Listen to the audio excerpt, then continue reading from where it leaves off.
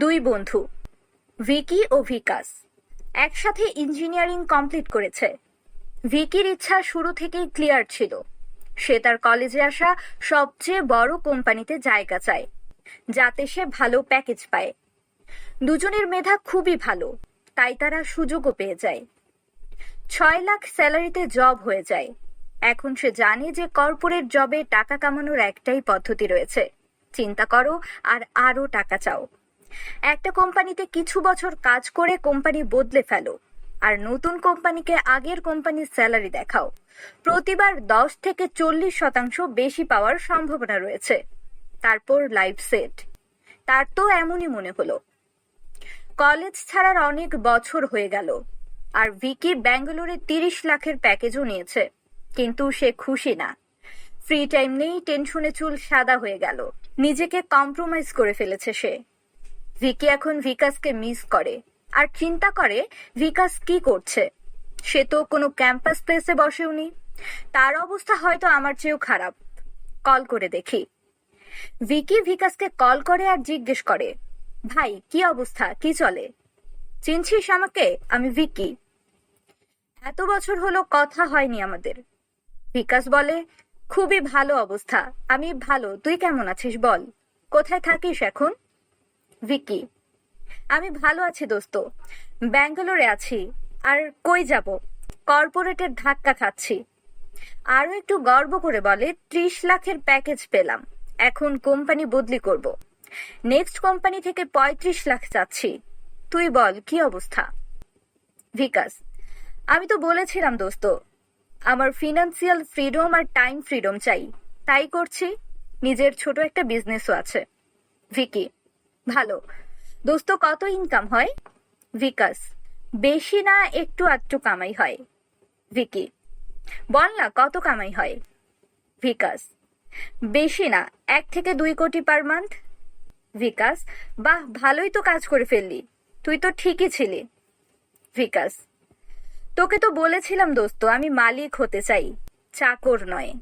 বন্ধুরা, এটা একটি কমন স্টোরি যা প্রতিদিন প্রতি কলেজে হচ্ছে।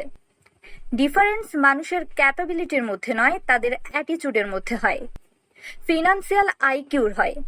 আর আজকের এই ভিডিওতে আমরা রোবট কিউসার বই থেকে ফিনান্সিয়াল আইকিউ শিখব, যা আমাদেরকে চাকর নয়, মালিক কিভাবে হতে হয় তা শেখাবে। প্রথম, ফিনান্সিয়াল আইকিউ, মেকিং মোর মানি। রোবট কিউসা বলেন, ইউএসএ 1969 সালে মার্চেন্ট মেরিন একাডেমি থেকে 4 বছরের কোর্স করেন। স্ট্যান্ডার্ড ওয়াইল্ড অফ ক্যালিফোর্নিয়ার সাথে প্রথম জব শুরু করেন।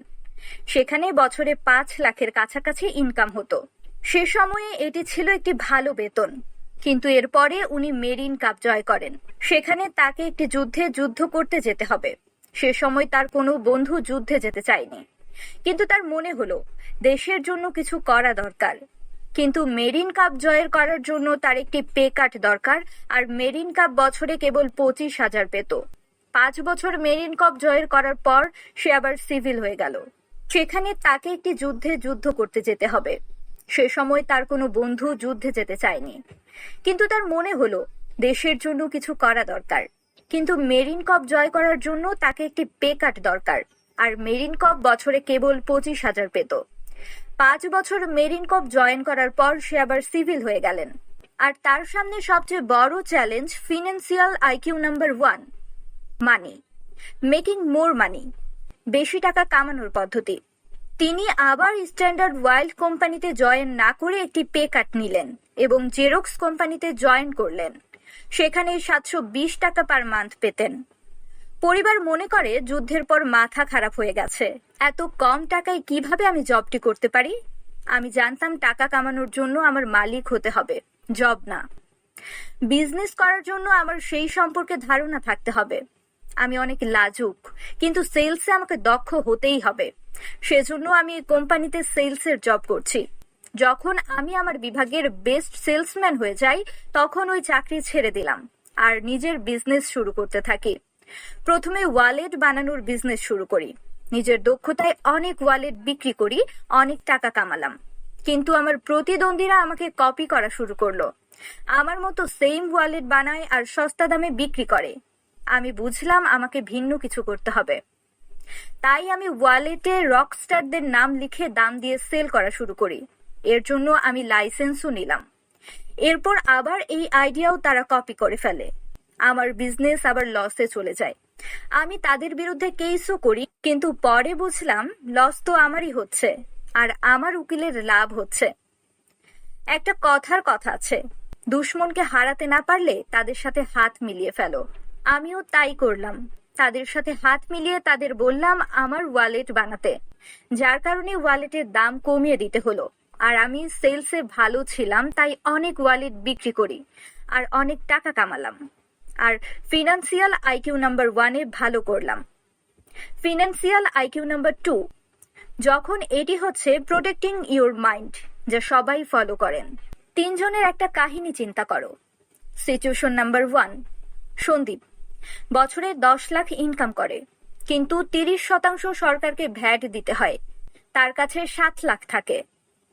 সিচুয়েশন নাম্বার 2, ভিকিও বছরে 10 লাখ টাকা ইনকাম করে আর ইনকাম ট্যাক্স 15% দেয়। লিগালি তার কাছে বছর শেষে 8.5 লাখ থাকে।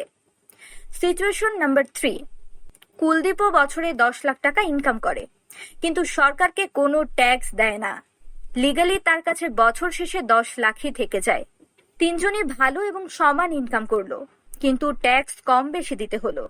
তাহলে আপনাদের মতে কার ফিনান্সিয়াল আইকিউ বেশি ভালো? অবশ্যই কুলদীপের, কারণ সে তার টাকাকে রক্ষা করতে জানে। এখন অনেকেই মনে করবেন কি আইডিয়া দিয়ে কুলদীপ এমন করতে পারলো। সিভিলাইজ সোসাইটিতে ইনকাম ট্যাক্স দেওয়ার দরকার আছে, কিন্তু এর জন্য একটি কাহিনী বলি। একবার এক সোশ্যালিস্ট এক কৃষকের কাছে গেল আর তাকে সমাজ সেবা পার্টিতে জয়েন করতে বলল। কৃষক বলে, এই সমাজ সেবা পার্টির কি দরকার, উদাহরণ দাও। সমাজসেবকটাই বলে, তোমার কাছে গাই আছে, গাইয়ের দুধ সবাইকে সমানভাবে দেয়া, একে বলে সমান ভাগে ভাগ করে দেয়া। তেমনি যদি তোমার কাছে ভেড়া থাকে, তাহলে সবাইকে সমানভাবে ওল পাবে। কৃষক খুশি হয় আর বলে, সমান ভাগের আইডিয়া তো ভালোই, চিন্তা করলে ভালোই লাগছে। তারপর সমাজসেবক বলে, ঠিক তেমনি যদি তোমার কাছে মুরগি থাকে, তাহলে তার ডিমও সবাই শেয়ার করে খাবে। এটা শুনে কৃষক রাগ হয়ে যায় আর বলে, বের হয়ে যাও, আমি হতে চাই না সমাজসেবক। তখন সমাজসেবক বলে, গাইয়ের দুধ ও বেড়ার ওলের বেলায় তো খুশি হলেন। তখন কৃষক বলে, কারণ আমার কাছে আর গাই বা বেড়া নেই, কিন্তু মুরগি আছে। Moral of the story, share নেয়ার জন্য সবাই রাজি, কিন্তু কেউ দিতে রাজি না। রিয়েল ওয়ার্ল্ডেও এমন, সবার থেকেই ট্যাক্স নিয়ে সবার জন্য কাজ করতে ভালোই লাগে। পলিটিশিয়ানদের ভোটও অনেক ভালো লাগে, কিন্তু কোনো ধনী তার সম্পদ শেয়ার করতে চায় না আর ট্যাক্সও কম দেয়, কারণ ট্যাক্সের 95টি পৃষ্ঠাতে ট্যাক্স থেকে বাঁচার উপায় বলা আছে মাত্র 5টি পৃষ্ঠাতে। ট্যাক্স দেওয়ার কথাও বলা আছে। নিজের ফিনান্সিয়াল আইকিউ বাড়াও আর ট্যাক্স কম দাও। কোনো কারণে কোথাও টাকা দিতে হলে ডিরেক্টলি দাও। Next financial IQ number 3, budgeting your mind. মধ্যবিত্তদের মন মধ্যবিত্ত হয় বা দরিদ্র হয়। সে সিচুয়েশনকে অন্যভাবে দেখে, যেমন খরচের দিকে দেখে, সেখানে বিদ্যুৎ, পানি, বিল, লোন ইত্যাদি, সেভিং আর ইনভেস্টমেন্ট দেখে।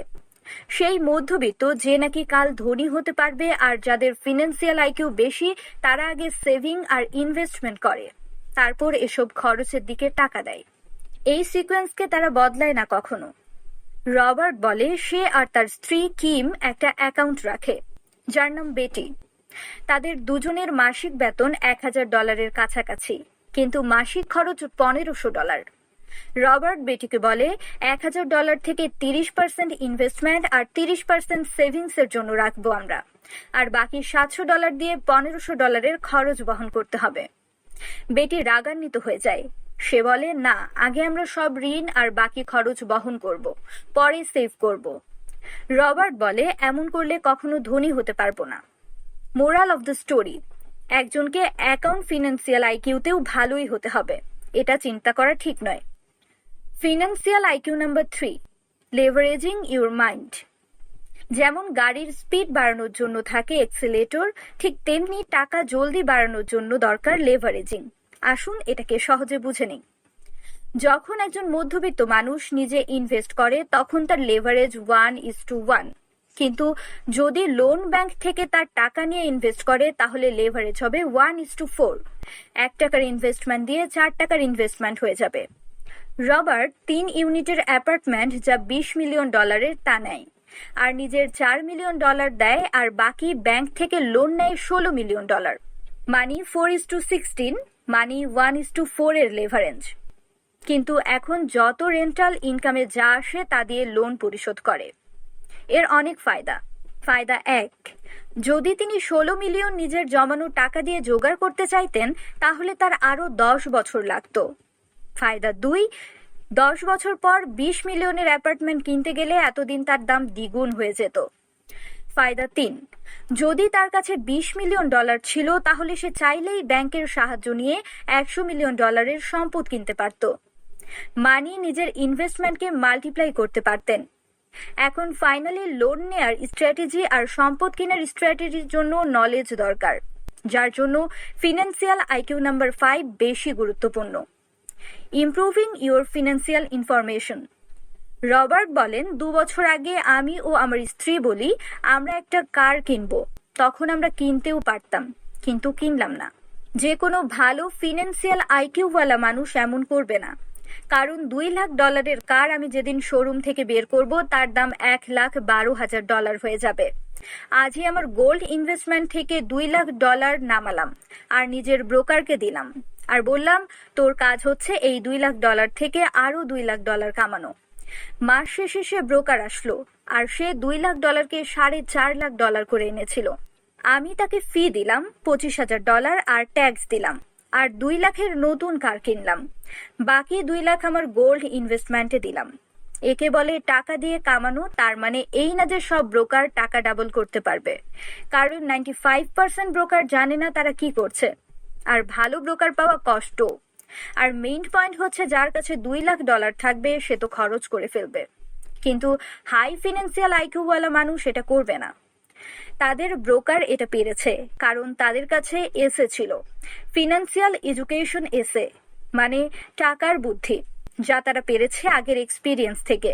যদি আপনি আপনার ফিনান্সিয়াল এডুকেশন ইমপ্রুভ করতে চান তাহলে আমি বলবো ফিনান্সিয়াল বুকস পড়েন, যেমন retire young retire rich, links started, the little book on the common sense investing, Rachel pull that, a student work for see student, intelligent investor.